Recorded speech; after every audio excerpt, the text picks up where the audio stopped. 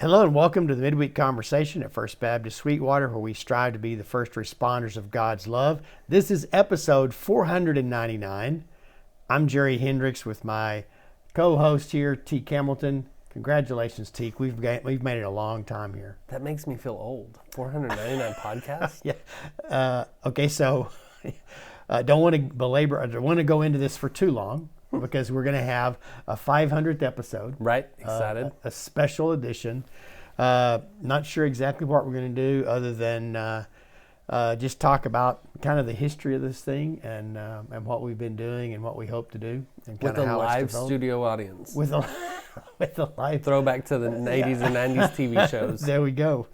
So, but we'll be talking about that. And that episode, the 500th episode, is going to drop on Friday. Yes. So be looking for that, and we look forward to having us again another podcast just talking about us podcasting together.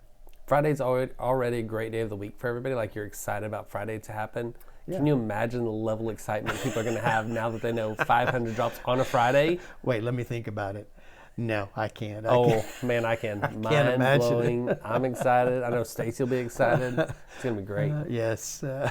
So, yeah, we've got that coming up, as well as a lot of other things. Yeah, Holy Week. We don't want that to necessarily take a back seat. Yes, well, but 500 happens before Holy Week because we don't want to detract from Holy Week. Yeah, this is one of those periods where it just has a rhythm of itself. I mean, you know, the thing about Advent in terms of the Christian calendar is that it's kind of weekly.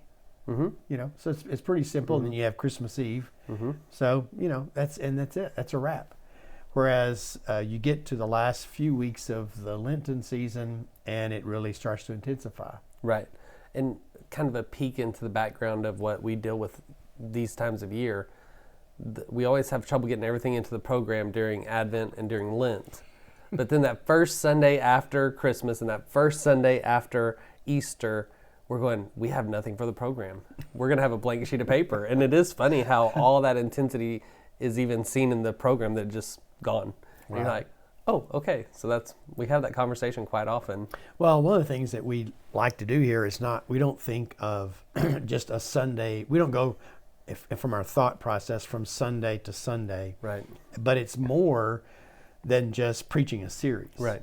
And so you want to group things where they make sense. And like an idea you were telling me that you and Lisa had talked about today was having the children sing on Mother's Day and Father's Day. Right, as opposed to just Mother's Day. What a tremendous idea for a grouping something mm-hmm. that they're already going to be here. Right. You know, add some more meaning to that. Mm-hmm. And it really adds to the elements of worship that we have. Right. And so with the Resurrection Sunday coming up, or Holy Week coming up, and then Resurrection Sunday, one of the things that we added in terms of our mindset of grouping is what I refer to as learning to run through the tape. You know, when you're in a race, you want to run through the tape. Right. We don't want to just finish on Resurrection Sunday and mm-hmm. then go back to normal. I mean, that's really kind of missing that message of new life.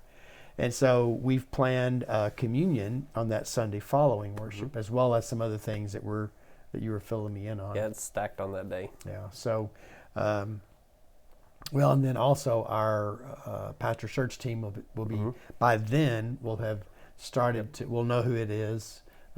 This coming Sunday is the last Sunday for us to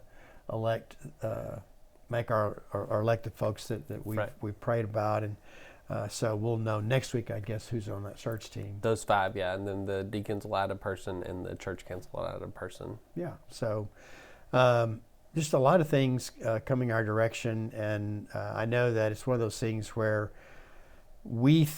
you and I think deeply about it. We think often about it, and part of that is it's what we do. Mm-hmm. But we would find ourselves doing it anyway. Right. And I know that for people who have challenging schedules, I would just say find those things that you can do and jump in as much as you can.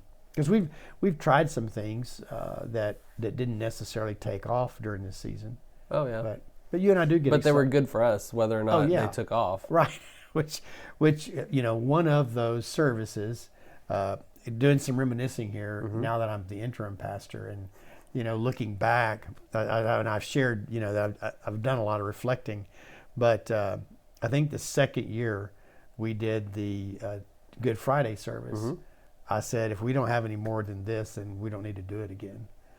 And then I probably bristled at that. And then I don't even think I waited but a few days. So I said, who are we kidding? We like it too Exactly, much. We'll do it if it's just me and you. Yep. So, which would be fun. One of us snuffs while the other one reads yeah, scripture. it would be a little different to orchestrate.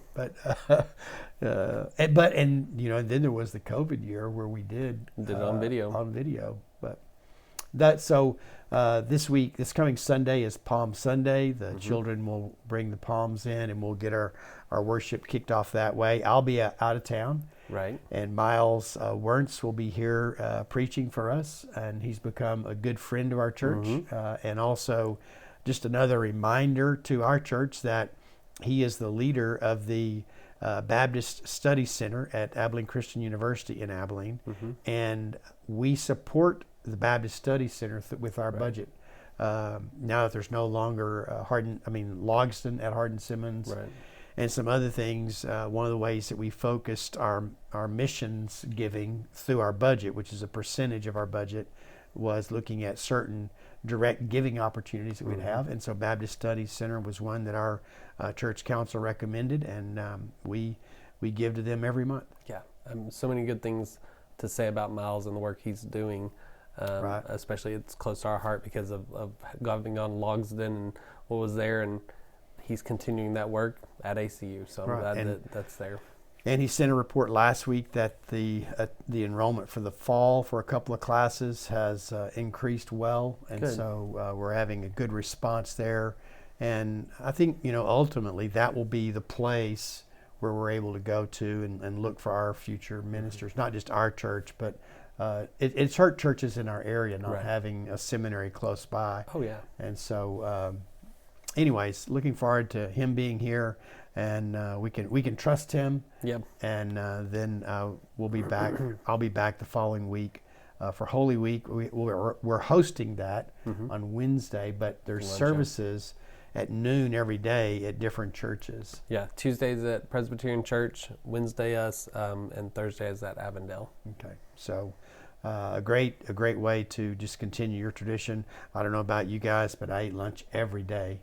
Yeah, I do. Yeah, so I'll eat lunch at those places, and we'll have some reflection and thought about this Holy Week, and then we'll have our Good Friday service on Friday at 6:00, which we call Tenebrae service of shadows. And it's not a lengthy service, but it is it puts you in the right place, I believe, when you think about this journey to the cross. Oh yeah.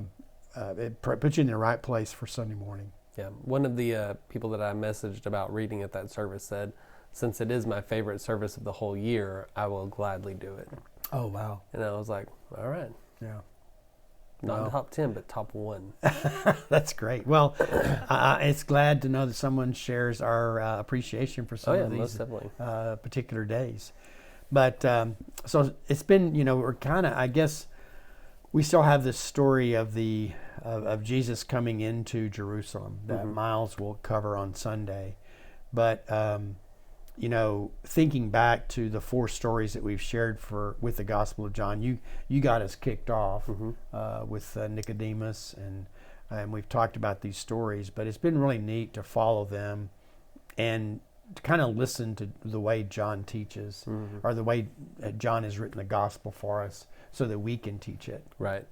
Very theological, and even the themes that he brings in. The more you mention and think about dark and light, you see it everywhere in that gospel, and you're like, oh, okay, there it is. It takes a while for someone has to say it for me to see it a lot of times. Well, and I haven't used this in a while, but oftentimes when you're in a series like this, you sense the recurring themes, right? And some of them are very clear. Some of them are a little bit more of a stretch, but when you're into the consistent reading and consistent study of those verses, and as it relates to the season that we're in, I think we're able to to see those, and those kind of help us as we, assemble, what our faith life looks like. Yeah. Well, so yeah, we got a lot of stuff coming up, and we have a schedule change on Resurrection Sunday. Resurrection Sunday, we meet at 10 o'clock No classes. for worship only. And you were telling me that we've added an Easter egg hunt. We have. Right after worship service, there's going to be some people come up and help us pack all the eggs on Tuesday. And then we're going to watch Hey, what does that mean, pack eggs? But stuff. It's what the Easter Bunny usually does, but right. We're going to be the Easter Bunny since apparently he doesn't come, or she doesn't come till Sunday. Okay. So, just in case we have any young listeners. Egg stuffing. Right. Candy. Yeah. There's certain people we aren't going to let be there because we know that they will take the good candy and put in their candy bowl in their pastor's office or in on pastor's office. So we didn't invite them to help with stuffing eggs. Whoever does that, I need to send them a thank you. Yeah. Well, it's not the UPS guy. Well, then I don't know who it could be. But then the day after the office is closed, we always close that day. Yeah. But then we mentioned Communion Sunday. We're having baptism on Resurrection Sunday. Yeah. And that lends more or even more significance to communion because that person who's baptized will have their first communion that following Sunday. And so that's exciting. Yeah. Well, it's, we, like I said, I think everyone knows that we get excited about this season, and it's because of our faith. It's not because of our position. And we love this time of year and what it means, and hope that people are making that trek with us. And I know that a lot of folks have, and it's become a part of their tradition with us as well. So, anyways, that about wraps it up for today. We look forward to, again, the things that are ahead of us. And while I'll be away this Sunday, I know things are going to go well and be a lot of fun as we get to hear Miles preach again. So look forward to seeing you this next week. See you Friday and then Sunday.